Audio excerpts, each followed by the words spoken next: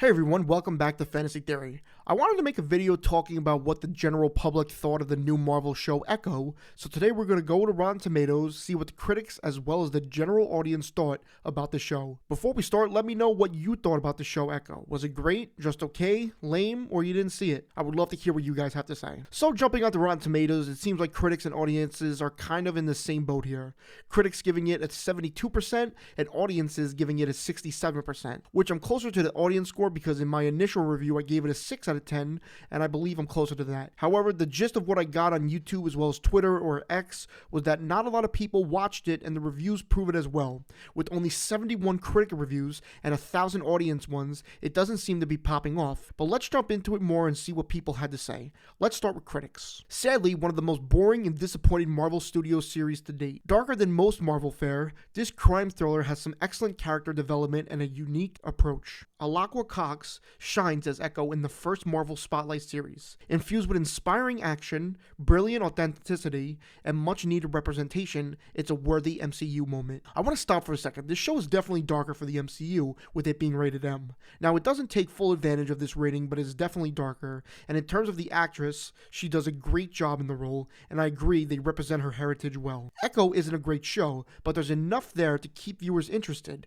and I am riveted anytime Donofrio is on screen. I have to agree here, whenever Wilson Fisk, aka Kingpin, is on screen, I am immersed in it. I cannot wait to see more of him going forward. This is very close to, if does not exceed, the quality of Hawkeye. And Hawkeye was already one of the better MCU offerings on Disney+.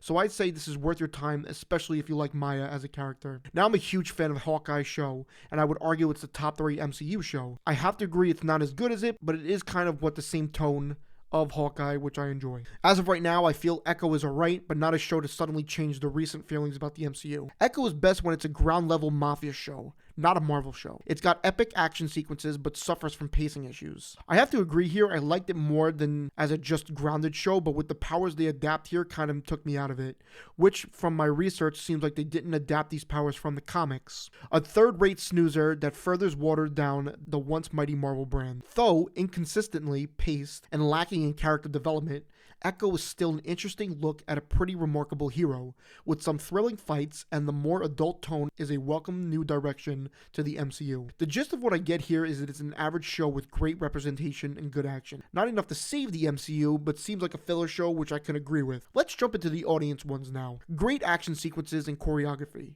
Heartfelt family story. I nearly shed a tear at a couple times throughout, which is a rare for me. Very intriguing dialogue. They worked with a legitimate Native American tribe in the production, and it was interesting learning about the culture and how they intertwines with mythology and the Marvel Universe. Also very efficient and short, with 5 episodes making it an easy watch. 4th best Marvel live action show ever, in my opinion, only behind Daredevil, Loki, and Jessica Jones. Great acting as well. Excited to see Cox in future MCU projects. Yeah, it's surprisingly good. It has its moments, especially with the first episode. Overall, a good story building up to the Marvel underground scene with Kingpin and company. Daredevil about to be really good. Now I wanted to talk about the end to that review. Daredevil about to be really good. The show did feel like a precursor to the Daredevil Born Again show, and I'm really okay with that. I love Daredevil, so I'm a bit biased, but even the after credit scene is a setup for the future, if not for Daredevil or Spider-Man. Spoiler alert for those who, if you haven't seen it or haven't finished it yet, I'll give you a moment to click off. Okay.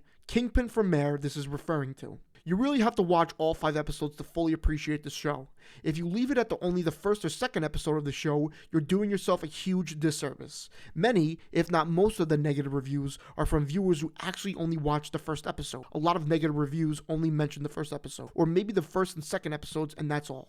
The show gets much better by the 3rd episode and beyond. This review is kind of like a double-edged sword. Now, I do agree you should watch the whole season, especially since it's only 5 episodes, to give a review, but I would argue by the last episode, it seems more rushed and dips in quality by the ending. I mean, literally the description of 2 stars. It passed the time.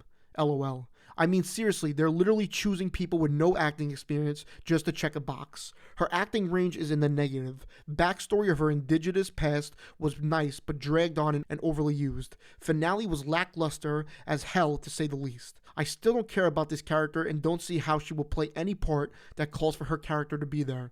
They really used Daredevil and Kingpin to push this series, and it shows. Trash. A total waste of time. It's another box checking show with a lazy story written by idiots. I didn't even know you can give half a star and something, so that's pretty funny. Great show. Really liked how they dove into Maya's deafness to create some very cool, gripping scenes. Also appreciated the tie-in with the chalked out culture and the very interesting take they had for this show. Especially as a Marvel show, overall runtime is a bit short, but it's a tight and solid narrative about an unexpected hero to the street-level MCU. For those that may not know, the show scripts were written for a 6-episode run, but corporate cut the production budget, so they had to rework episodes 4 and 5. This explains the changes to the narratives and feels the production quality in those episodes. I originally heard that this was going to be an 8-episode show, but according to this person, it was 6. But you could see that something changed at the end because it's a little rushed. The show makes the MCU embarrassing to watch. Besides the ongoing meme of culture war themes that Disney has made a staple of their product, the series is weak. Storytelling feels like it was written and filmed in order, by somebody with a concussion. The main character is bland, the action scenes are worse, and the cinematography is generally mediocre or worse. It's hard to watch, it's not fun to watch, and it's a waste of a day. Cancel Disney Plus, Hulu, and ESPN. It ain't worth the $20 anymore. Absolute dog water. Poorly written, lifeless characters, terrible fight scenes. The state of the MCU is nothing less than evil. Alright. Let's end on some positive ones. I have been excited for Echo since Hawkeye. I have been a big fan of the character for a while, as she is the First Nations character and I love the Native American, Hispanic culture, and she is a badass. Watching this show, I really had a blast. The Native American culture really shows off in this show, and I love it. Cox still shines as Echo, and I love the character even more after seeing this. Also, her final suit is probably my favorite final suit in any Disney Plus show. Even though I was a little disappointed with Kingpin's appearance at the end, Vincent still knocks it out of the park. Everyone else did great as well. Overall, even though I would love more Daredevil and a better ending for Kingpin, Echo, in my opinion, is a win and my personal favorite show from Marvel. Can't wait to see more from Echo. A great series.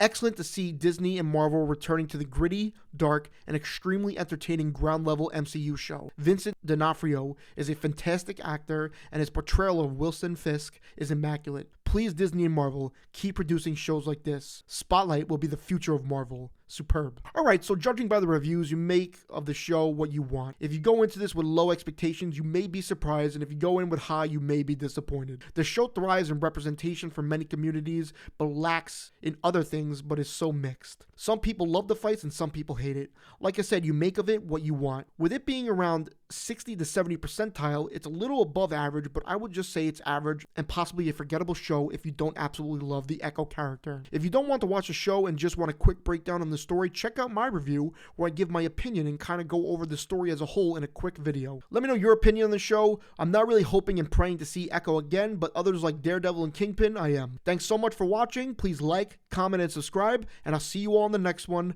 Have an incredible day.